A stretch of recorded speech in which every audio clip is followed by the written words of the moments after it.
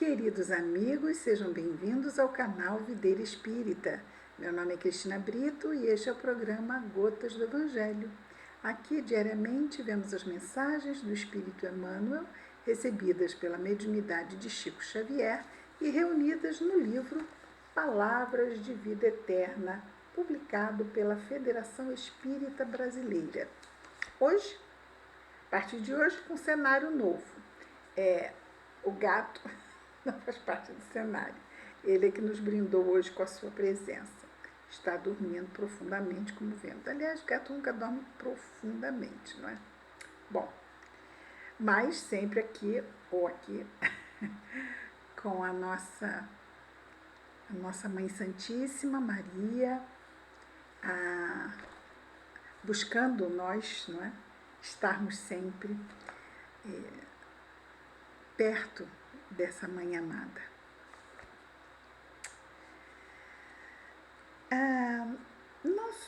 Nossa mensagem de hoje, de Palavras de Vida Eterna, é a mensagem de número 98, cujo título é Filho e Censor. Ontem, na mensagem 97, nós vimos pai e amigo. Vimos que Emmanuel destacou um versículo da parábola do filho pródigo. Na mensagem 98, filho e censor é outro versículo da mesma parábola. Filho e censor.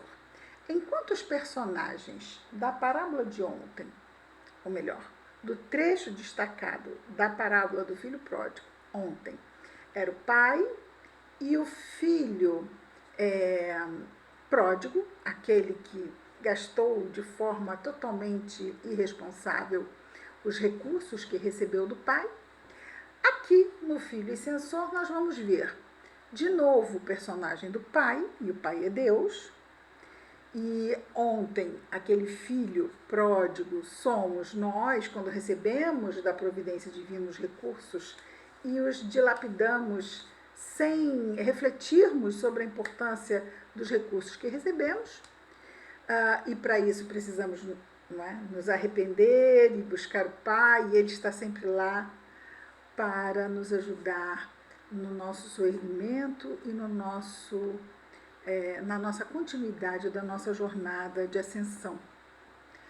No Filho e Censor, além do Pai, que é Deus, nós vamos ver um outro tipo de espírito. Não o pródigo, mas o egoísta. Aquele que está junto do Pai, mas não aprende com o Pai da sua caridade, da sua doçura, da sua benignidade. Ele quer para si. Filho e censor. O versículo destacado, então, são palavras de Jesus, contando a parábola do filho pródigo ainda, e está narrado em Lucas, capítulo 15, assim como vimos ontem, o capítulo também 15. Ontem foi o versículo 20 e hoje é o versículo 29, ou seja, estamos mais para frente na história. E o pai mandou fazer uma festa para receber o filho, que chegava muito mal, arrependido, com aquela ressaca moral de quem tem consciência do quanto errou, e manda fazer uma festa para o seu filho.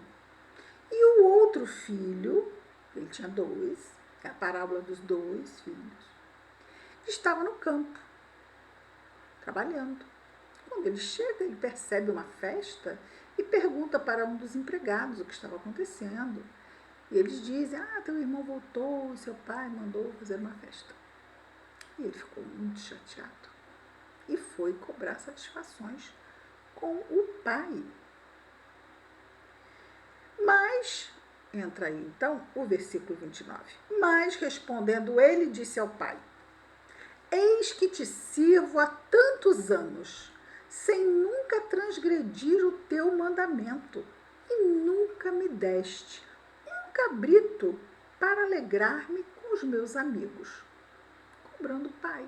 porque ele estava fazendo algo por aquele que dilapidou todos os haveres que lhe foi confiado.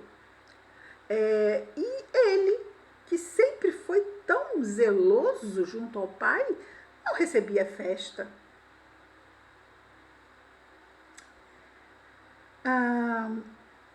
E, é claro, aqui fica só esse trecho do versículo, não diz a resposta do pai. E aconselhamos aos amigos que vão ler, se possível, a parábola, está lá, capítulo 15 de Lucas, no Novo Testamento, na Bíblia. Também vamos encontrar esta parábola no Evangelho segundo o Espiritismo, ok? Emmanuel então comenta as palavras de Jesus dizendo: na parábola do filho pródigo, não encontramos somente o irmão que volta experiente e arrependido ao convívio do lar. Nela, na parábola, surge também o irmão correto, mas egoísta, remoendo censura e reclamação. Ele observa a alegria paternal abraçando o irmão recuperado. Entretanto, reprova e confronta.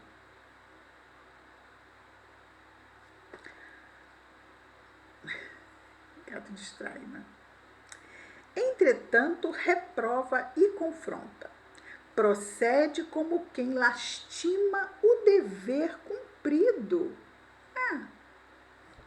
Porque ele está nessa cobrança, está a lamentar que o pai está fazendo festa, quer dizer que ele está arrependido de ter ficado com o pai, então não valeu a pena? É o que Emmanuel diz, procede como quem lastima o dever cumprido. Age a afeição de um homem que desestima a própria nobreza, por ter cumprido tudo que era justo, ter cumprido seus deveres junto ao pai. Estava lamentando ter sido honrado e cumpridor de seus deveres? Emmanuel, então, traz essas reflexões. É fiel aos serviços do pai, contudo, critica-lhe os gestos. Trabalha com ele, trabalha com o pai. No entanto, anseia escravizá-lo aos próprios caprichos. Ou seja, nós estamos servindo ao pai simplesmente porque reconhecemos que este é o nosso dever e é o melhor para nós no sentido do nosso progresso. Então estamos, é como, por exemplo, tirarmos boas notas, não é? Tirarmos boas notas. Isso não é maravilhoso? Isso, a quem isso favorece? Ao pai e à mãe que está em casa? Não, favorece ao filho que está lá tirando boas notas, está então fazendo uma jornada escolar meritosa. Isso é maravilhoso, não é? Então não há nenhuma ligação com o pai, no caso, se for um estudante, né, o pai e a mãe, porque o pai e a mãe lá já fizeram seus estudos. Agora ele tem que fazer os dele ou não, que é livre-arbítrio. E esse filho escolheu ser um bom aluno, escolheu ser um bom filho, escolheu ser alguém que está ali junto ao pai. Mas vemos que existe lá no fundo uma expectativa de retorno, de troca. Isso não é muito amadurecido. Quer dizer, um não é amadurecido num aspecto, o outro não é amadurecido em outro aspecto. Atende-lhe os interesses, no caso. Esse filho que fica junto ao pai, trabalhando em seu campo, atende aos interesses do pai, vigiando-lhe, porém, o pão e a prata. Atende-lhe aos interesses do pai, mas vigia o ouro e a prata. Ou seja, o que depois vai sobrar para mim? Estou sendo tão bom filho. Guarda a lealdade, mergulhando-se na ideia de evidência e de herança. Se o coração paterno demonstra grandeza de sentimento, explode em ciúme e queixa, se perdoa e auxilia, interpõe o merecimento de que se julga detentor, tentando limitar-lhe a bondade. Quer dizer, não devia estar fazendo isto para o filho que volta, porque nunca fez para mim, então não pode fazer para ele. Sim, mas esse estava, como o pai vai dizer no final, não é? Estava morto e reviveu, estava perdido e foi achado. Daí a necessidade da alegria, não é? Esse júbilo do pai em ver a ovelha perdida, não é? O pai, porque Jesus conta a parábola da ovelha perdida também. O pastor que deixa as 99 ovelhas, tinha 100, deixa as 99 no redil e vai atrás daquela que se perdeu. E grande é a sua alegria quando a resgata. Então, Jesus conta 3 parábolas em sequência. Né? Ele conta a parábola da dracma perdida, a mulher que perde a moeda e depois a encontra. Conta a parábola da ovelha perdida e conclui com a parábola que é a maior de todas, que é a parábola do filho pródigo. Perde-se num misto o filho egoísta, aquele que ficou e que cobra do pai, cadê aí a minha festa? Perde-se num misto de crueldade e carinho, sombra e luz. Porque ele faz o bem, mas ainda num contexto muito imaturo, não é? Querendo um reconhecimento, um certo retorno do bem que ele está fazendo, não é? Tão bom filho, merece um retorno. É justo e injusto, terno e agressivo, companheiro e censor. Então isso mostra a imaturidade, não é? Esses movimentos. Mas já num processo, como todos estamos, num processo de amadurecimento, não é? Não vamos dormir imaturos e acordar maduros. Esse processo vai nessa alternância, não é? Até que, como nós não vamos receber nada por simpatia, vamos receber por justiça, vamos receber por mérito ou por demérito, vamos receber dentro da lei de causa e efeito. Fazemos uma escolha e, como consequência natural dessa escolha, haverá um retorno. Então, quando muitas vezes cobramos de Deus que estamos fazendo tudo tão certinho, por que as coisas não dão certas para nós? Como gostaríamos. Porque nós não temos noção real do que está lá em termos de necessidades reencarnatórias e aprendizados que temos que ter. Quantas vezes, talvez, quem sabe, estamos repetindo uma lição, a mesma lição. Podemos estar repetindo uma lição de paciência, uma lição de fé, uma lição de calma, uma lição de confiança, de tolerância, de caridade, vamos dizer, de desprendimento, de desapego. Quantas vezes, às vezes, a gente não tem noção. Temos esse esquecimento temporário e às vezes atuamos mesmo como aquele que cobra o pai. Bom, e aí?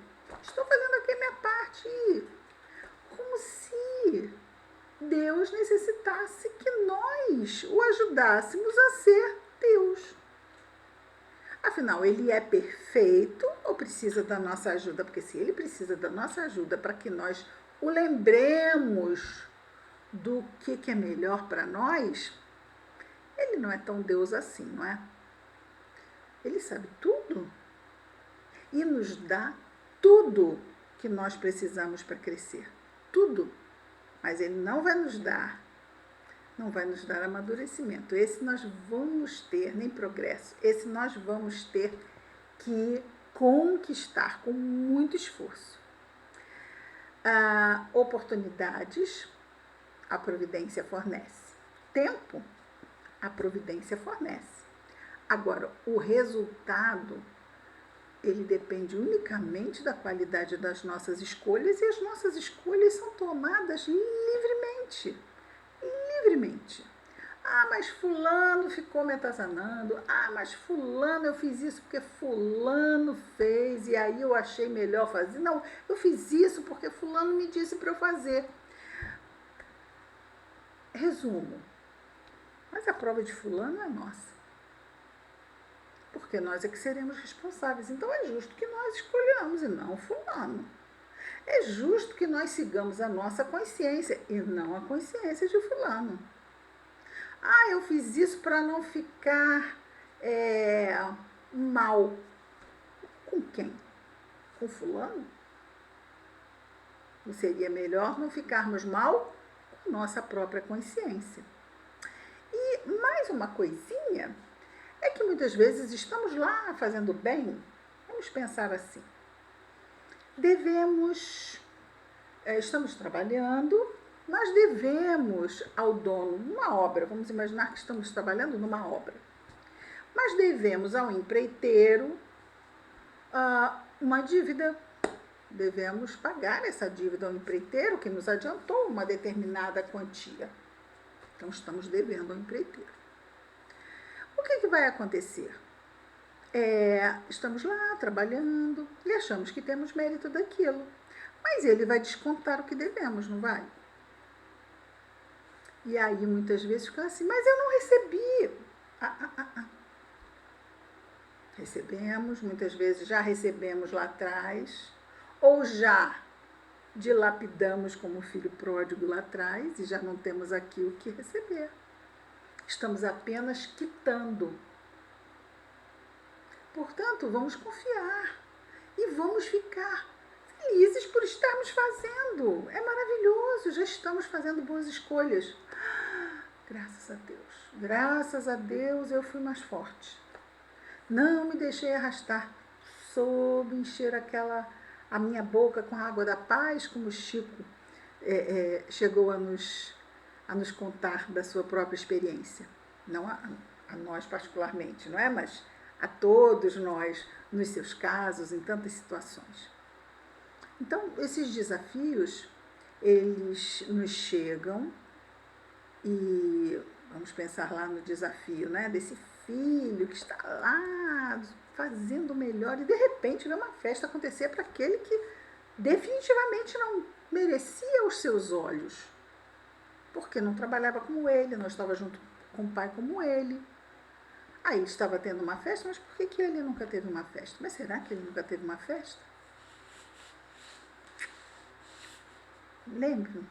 Lembremos, somos espíritos reencarnados. Não é? Às vezes recebemos festas também, fomos os filhos pródigos do passado e ainda de repente estamos, graças a Deus, arrependidos, estamos tentando e buscando e nos esforçando em reparar junto ao Pai o nosso mau uso dos recursos que recebemos no passado. Quem não? Quem nunca? Não é? Afinal, se estamos aqui neste planeta ainda de provas e expiações, é porque ainda temos muita coisinha para refazer e melhorar, não é?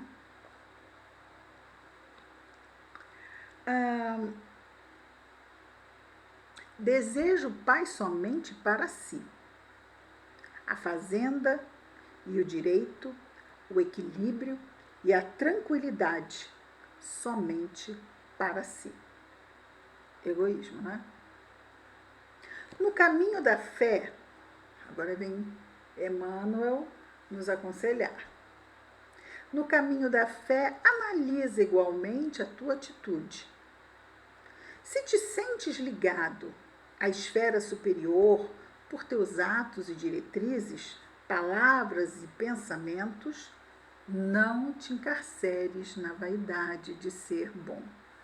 Ai, Emmanuel tem esse dom de falar tanto com tão poucas palavras. se te sentes ligado à esfera superior por teus atos e diretrizes, palavras e pensamentos, não te encarceres na vaidade de ser bom. Encarceres. Ficarmos presos naquela ideia tão limitada. Não te esqueças, em circunstância alguma, de que Deus é Pai de todos. E se te ajudou para estares com Ele, é para que estejas com Ele, ajudando os outros. Não te esqueças, em circunstância alguma, de que Deus é Pai de todos. Não só do que ficou ao seu lado, não só do que partiu, de todos. É bom, é pai dos bons filhos, mas também é pai dos filhos imaturos. Deus é Pai de todos e se te ajudou para estares com Ele, é para que estejas com Ele, ajudando aos outros.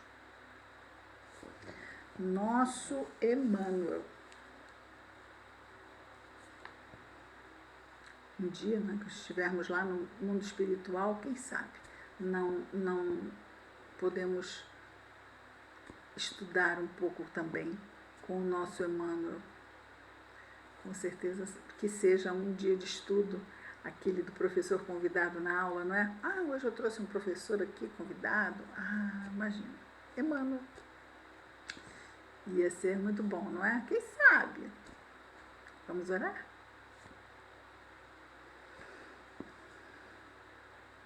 Querido Mestre Jesus, obrigado, Senhor, por mais este dia em nossas vidas, pela oportunidade de estudarmos, Senhor, as Tuas mensagens, o que está no Novo Testamento, através também das mensagens de Emmanuel.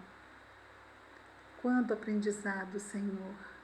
Abençoa esse irmão querido, aonde quer que ele esteja, que receba o nosso carinho e a nossa gratidão.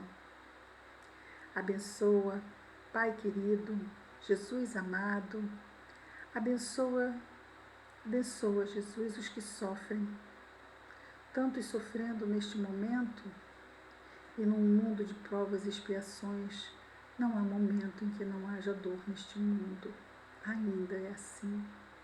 Portanto, Senhor, balsamiza com tuas bênçãos os corações que choram neste momento, nos dois lados da vida.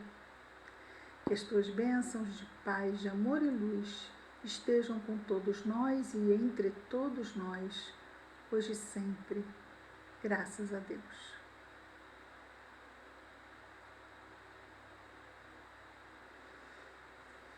É isso, amigos. Amanhã estaremos de volta com mais um programa Gotas do Evangelho. Que Jesus nos abençoe. Muita paz a todos.